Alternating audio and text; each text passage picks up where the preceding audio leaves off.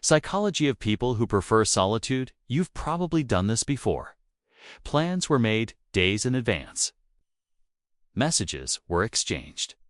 Everyone seemed excited, and then, suddenly, the plans fell through. Maybe someone canceled. Maybe the group chat went quiet. Maybe the whole thing just dissolved. And for a moment, you expected to feel disappointed. But instead, something strange happened. You felt relief, not just mild relief, a deep, quiet sense that something heavy had just been lifted off your chest. And almost immediately after that relief, another thought probably appeared. Why does this feel so good? Is something wrong with me? But here's the truth most people never hear. Nothing is wrong with you. That feeling wasn't laziness. It wasn't antisocial behavior. And it wasn't a character flaw disguised as preference. What you felt was something much simpler. Your nervous system exhaling, and the fact that so many people have been taught to feel ashamed of. That moment of relief is worth examining. Because modern culture has quietly turned solitude into a symptom. If someone enjoys spending time alone, people start looking for explanations. Maybe they're socially anxious. Maybe they're avoiding people. Maybe they've experienced some kind of emotional wound that pushed them inward. The assumption is always the same. If you prefer solitude, something must be broken underneath it. And to be fair, sometimes that explanation is true. Some people do retreat from the world because they're overwhelmed, hurt, or struggling. But other times, something much simpler is happening. Some people just function better alone. They think more clearly. They recover faster. They reconnect with themselves more easily in quiet environments, and the real question might not be whether solitude is healthy or unhealthy. The real question might be, why were we taught that it had to be one or the other? Imagine someone we'll call Maya. She's in her late 20s. She works in marketing. She has friends she genuinely cares about. She's not shy. She's not depressed. She's perfectly capable of socializing. But every time a group trip gets planned, something happens. About a week before the trip, a slow tension starts building in her chest. It's subtle at first, then it becomes dread, not panic, not anxiety. Just the quiet feeling that she would rather not go. But she always goes anyway, because saying no feels like a statement about who she is, and she doesn't want to be seen as difficult, antisocial, or distant. So she shows up. She laughs, she participates, and then she comes. Home completely exhausted, not the kind of tired. Sleep fixes, the deeper kind. The kind where it takes days to feel like yourself again, for years. Maya believed this meant something was wrong with her. She assumed she just wasn't social enough, like there was some better, more outgoing version of herself she hadn't grown into yet. What never occurred to her was a much simpler explanation. She might just be wired differently. In the 1990s, psychologist Clogetist Elaine Aron introduced the concept of the highly sensitive person, often abbreviated as HSP.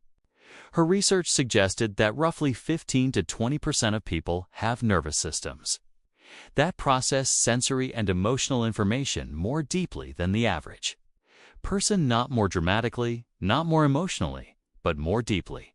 And that distinction matters, because deeper processing means the brain is doing more work. During everyday experiences, social interactions, conversations, group dynamics, environmental noise, emotional cues from other people. All of these inputs are processed more thoroughly. It's like running more background programs on the same computer. Everything still works, but the system uses more energy. And when a system uses more energy, it needs more time to recover. So when someone like Maya returns from a weekend surrounded by people and needs a few quiet days before she feels fully restored again, she isn't being antisocial. She's recovering from an experience that simply required more cognitive and emotional processing. But instead of recognizing that difference, Most people apologize for it. They explain it away. They try to hide it because we live with a very persistent myth. The myth says that humans are social creatures, and therefore constant social engagement equals psychological health. And yes, humans are absolutely wired for connection. That part is real. Psychologist John Cacioppo, who spent decades studying loneliness at the University of Chicago, found that social isolation can trigger neural threat responses similar to physical pain. In other words, the brain treats prolonged loneliness as a danger signal. We do need other people, but needing connection is not the same thing as needing constant social stimulation. Those are two very different experiences. Research on voluntary solitude tells a more nuanced story. Psychologist Red Larson, who studied how adolescents spend their time alone, found something interesting. When solitude was chosen, not forced, people often experienced improved mood, stronger self-reflection, and greater emotional clarity afterward. The key word there is chosen. Forced isolation can absolutely be damaging, but chosen solitude often produces the opposite effect. It restores attention. It allows emotional processing. It creates space for self-understanding. Yet, culturally, we've blurred those two experiences together. We see someone eating alone in a restaurant and assume they must feel lonely. We see someone decline an invitation and assume something is wrong. We've built a social script where presence equals wellness and absence equals deficiency. And over time, many people who naturally prefer solitude internalize that script. They start performing extroversion, not because it feels authentic, but because it feels expected. They attend every gathering. They fill every silence. They answer every message immediately, even when they're already mentally exhausted. And when that pattern continues for years, something subtle begins to happen. People lose track of what they actually want. They become experts at maintaining social energy, but strangers to their own internal state. And the exhaustion they feel gets blamed on work, stress, or being busy. Almost nobody asks a different question. What if I've just been living slightly outside of myself for a very long time? Because when you finally stop treating solitude like a problem that needs fixing, something interesting happens. You regain access to your inner life, and your inner life is where your real priorities live. It's where your intuitions organize themselves. It's where emotions that were postponed during the week finally get processed. Solitude isn't empty space. It's a very specific kind. A fullness that constant noise rarely allows. Maya discovered this accidentally. She was around 31 when it happened. One weekend, several plans collapsed at the last minute. Normally, she would have rushed to replace them, but this time, she didn't. She stayed home. She read for hours. She cooked something slow. She sat in silence long enough for her thoughts to settle later. She described that weekend as the first time in years she felt like she was actually living inside her own life rather than performing it.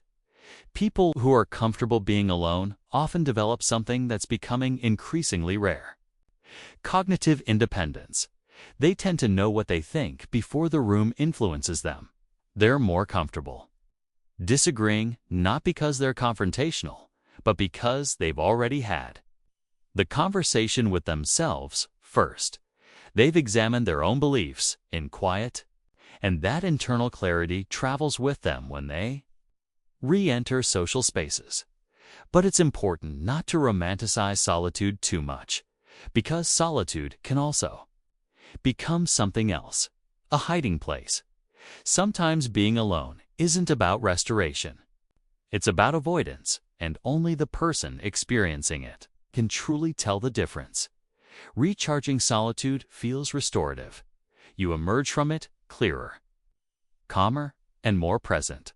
Avoidant solitude feels different. At first, it feels like relief.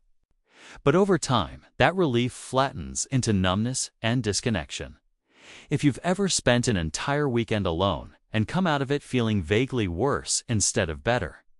That information matters too, not as a judgment, but as a signal worth understanding. Interestingly, the people who navigate solitude most effectively don't treat it as an identity. They don't label themselves as loners. They don't build their personality around isolation. Instead, they treat solitude like maintenance, like watering a plant. They step inward when they need restoration, and then they step back into the world. When they're ready to engage again, that rhythm allows them to maintain something many people lose: actual presence, because real connection requires energy, and energy can't exist if someone is constantly depleting themselves by performing social engagement. They never had the capacity for. In a world designed to capture your attention every second of the day, choosing quiet moments alone has quietly become something unusual. Entire industries now exist to prevent boredom. Endless scrolling, notifications, streaming, content. Designed specifically to make stillness feel uncomfortable.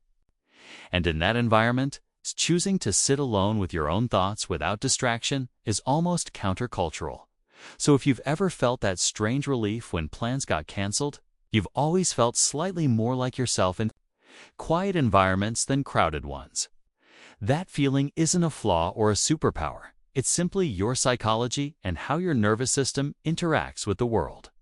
It's showing you the kind of environment where you function best. The real mistake isn't preferring solitude, but hiding it, defending it, or apologizing for it instead of embracing it.